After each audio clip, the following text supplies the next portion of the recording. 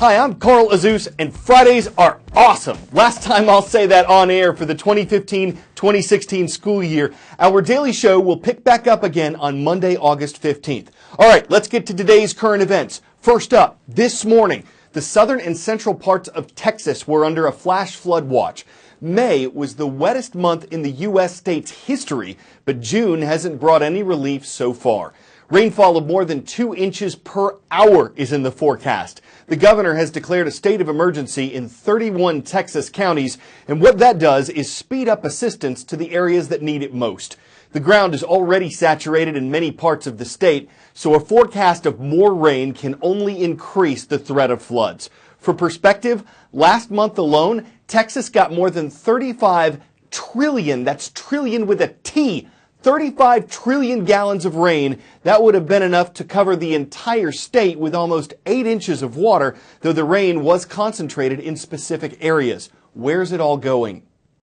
We've already seen the water come up, and actually the sheriff office came by and said, have you seen the water go down? Because we think that we've crested. No, it hasn't crested yet. It's still coming up. Now, let me get out of the way here. You can see behind me, this is the river. It's the Brazos River. We should be talking about a river that's about 200 feet wide.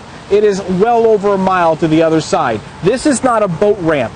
This is an exit ramp from the turnaround to go under the bridge and back up onto the highway the other direction. People won't be driving on this for quite some time. The rain continues in places that have seen now up to 20 inches of rain just this month. So all this dirt that I'm standing on over here, I'm over kind of on the side, over by a fire ant hill, and the fire ants aren't that happy about this rain either. But all of this is completely soggy. Nothing that rains today is going to soak in. It's just going to run back off. This whole place is like a big concrete parking lot. When it rains, it runs off, and these rivers are still coming up. They will be coming up still for days. This rain doesn't stop until Saturday afternoon, maybe Sunday. We're watching upstream because all that water has to run back down right here. Some residents of the city of Fort McMurray, Canada, have begun returning home. Last month, a massive wildfire forced the evacuation of 80,000 people in the area. Thousands of firefighters are still trying to get a handle on it, though the blaze is no longer a threat to Fort McMurray. The fire destroyed about 10% of the city, at least 2,400 buildings or homes. Not everyone in Fort McMurray is allowed to come back yet. Authorities say debris from the fire has to be removed before some homes can be occupied. Many are still intact, but some residents don't know what they'll see.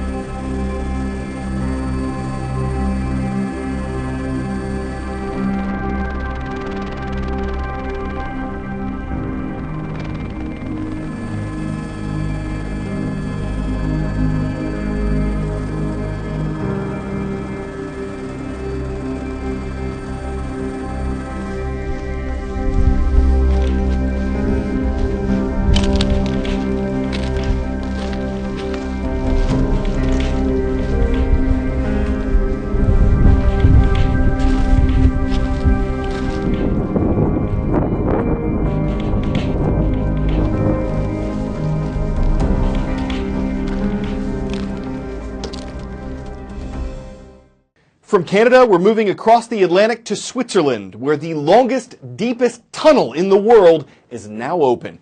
It's named the Gotthard Base Tunnel. It's 35 miles long and runs underneath the Swiss Alps. In some places, it's 1.5 miles deep, and the trains that traverse it hit speeds of up to 155 miles per hour. Will it save time? Yes, officials say trains will be able to get from Zurich, Switzerland to Milan, Italy about an hour faster on this route than trains on other routes. Will it help in other ways? Yes, officials say freight will be moved more quickly, more efficiently, and more reliably. What was the cost? The tunnel took 17 years and $12 billion to build. About 2,600 people worked on it along the way. Thank you for all of your roll call submissions this school year. We received more than 100,000 requests. The last 3 schools we'll mention start with Avon Grove Charter School. It's in West Grove, Pennsylvania, the home of the Wolves. Moving west to Charlotte, Michigan, hello to the Orioles. Great to see everyone at Charlotte High School today. And in Big Sky country, the community of Big Sky, Montana, we totally dig the Miners of Ophir Middle School. There are a number of ways scientists can measure air quality. Monitoring stations can keep track of the air in one specific place and detect any changes.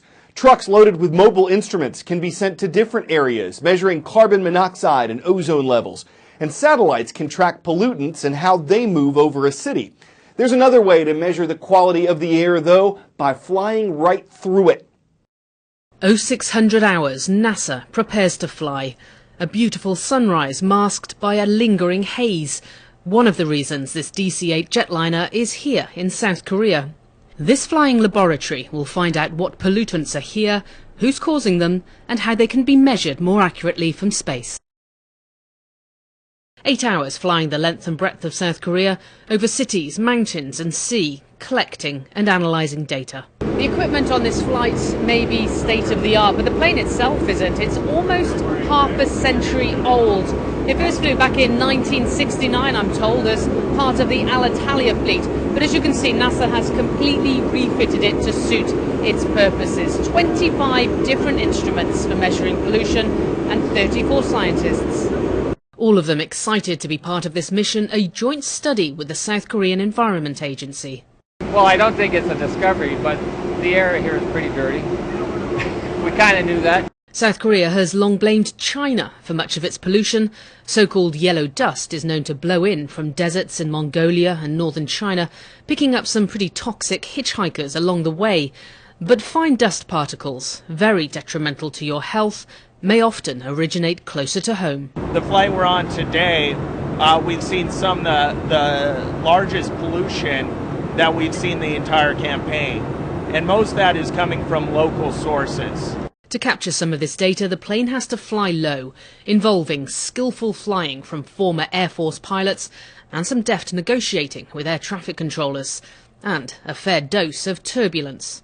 It's not every day you fly just a few hundred feet over the centre of a 10 million strong metropolis. South Korea ranked 173rd out of 180 countries in terms of air quality in a recent study by Yale University, but this year's Environmental Performance Index underlines the fact it is a global problem, saying more than 3.5 billion people, half of the world's population, live in nations with unsafe air quality. As more than one scientist on board told me, at least South Korea is acknowledging there's a problem and opening up its airspace to NASA and its expertise. Paula Hancock, CNN, on board NASA's DC-8 research jet over South Korea.